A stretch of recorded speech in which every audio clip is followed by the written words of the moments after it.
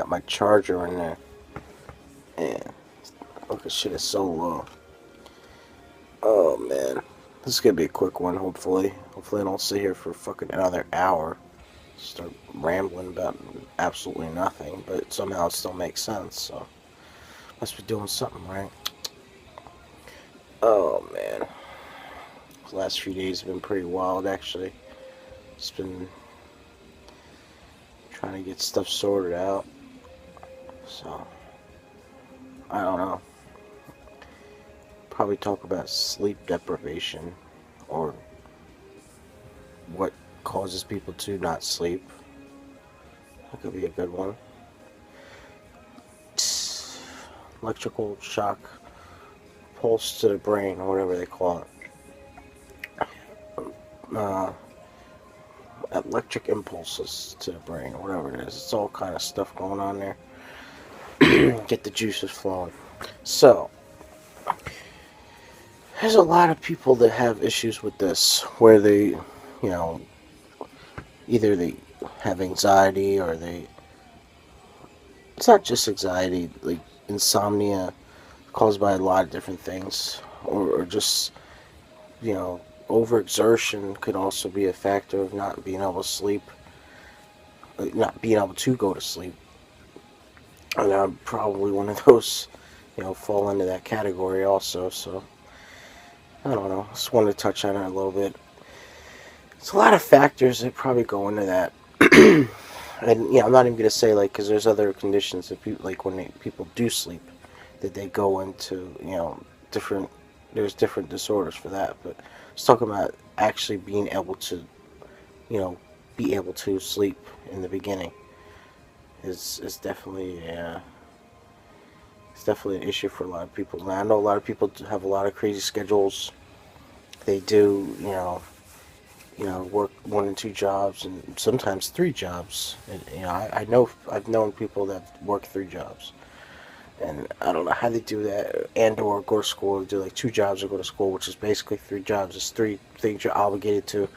It's 3 jobs in my view. There's 3 things you got to be ready for, 3 things you got to be there for, and everything. Either way, because then if you do it online, you still have to do homework and everything. So it's crazy, but I mean that could be a cause, and I'm probably sure people take stuff to go to sleep just to relax because they can't relax because their body and mind and everything is so wound up from being awake all those hours and doing all the work.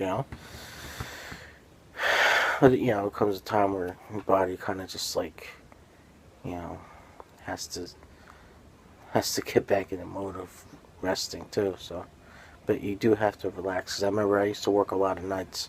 That would be most of the times that I would work, and I mean, you got to remember too that was my schedule, so it was a little different.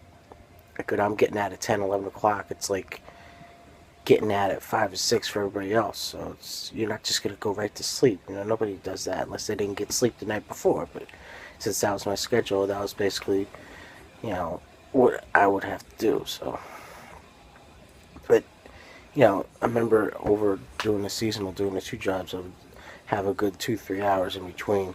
When I got home from, 2 jobs, I was up all day and night. So you can't just go right to sleep unless you're just totally exhausted. I think one time I did that. I think it was maybe the day after Christmas Day, the 26th of December, or maybe the week before or something. It might have actually been the next day after Christmas, or maybe 2, 3 days before. I don't remember now, but I know it was around the holidays, and it was very close toward the end because it was only a seasonal job. So I did, how many? I don't remember how many hours I did. Probably 12 total. It was stretched out because I had an hour. You have to have a break in between a little bit to get. You just have to. So.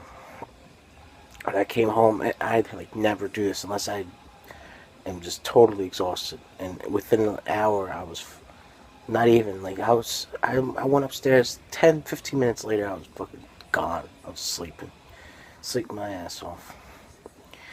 So yeah, that like never happens. But yeah, like what would cause people to, that would be a factor that you would not want to, that people wouldn't be able to go to sleep.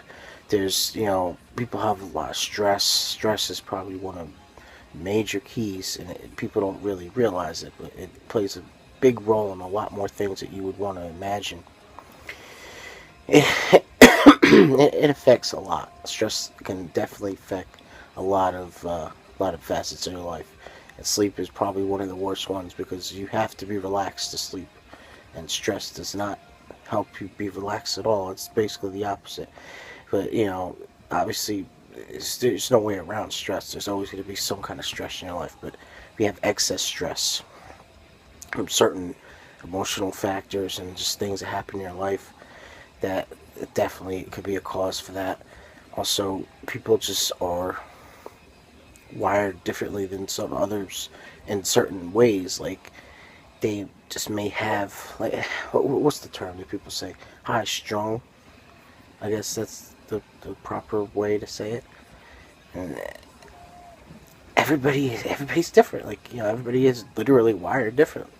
They're the way they react to stuff. So something could have happened, and it may have affected them. When they were younger, or it could be anything that happened. It don't have to be younger. It could be whenever, and it just goes.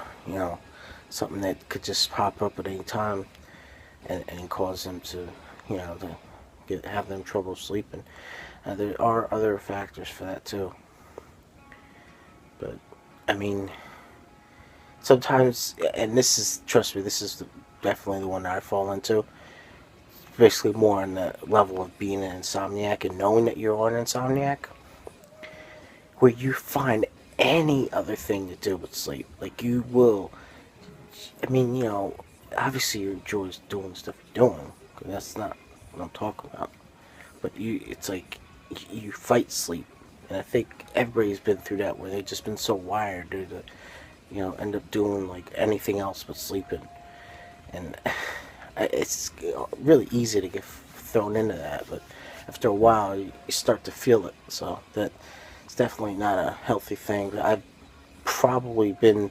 It's probably the worst case, and the biggest case I've had for not being able to sleep is basically fighting it off yourself and knowing that you are, and like just trying to do anything but sleep. And this is actually a perfect example because it's like 5:20 right now as I'm doing this. So there you go, case in point. Oh man,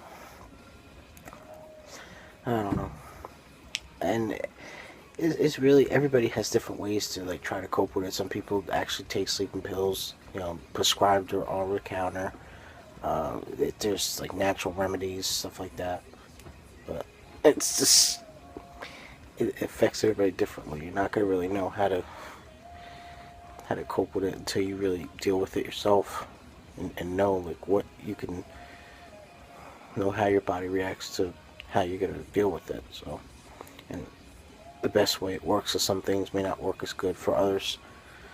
So that's why they actually have prescriptions for it. Sure, that should, and I guess like if you take, some people might use other things like maybe Benadryl or something else that has another effect that obviously makes you tired, and NyQuil and all that shit. So it is a way to do it. I'm not gonna say I have never done that before. So yeah, sure, everybody's probably done that at least a few times. But because sometimes you may have to get up early and you're, be working or doing whatever you've been doing like later, and you have to actually get up early like in a different time that you're not used to. So you may have to just kind of take something for that. But it's not always the answer. You might have to do other stuff or just like calm yourself down, not have as much caffeine. Just all stuff like that. It's all different ways to help you with that kind of disorder. This is basically not being able to fall asleep. It's definitely not a good thing because you do gotta sleep at least a little bit, and you can't really get to that point if you don't physically get to sleep. So, well, I just figured I'd share this one, and I'm gonna actually try to do that too now. So have fun with that. See you when I see you, or whatever.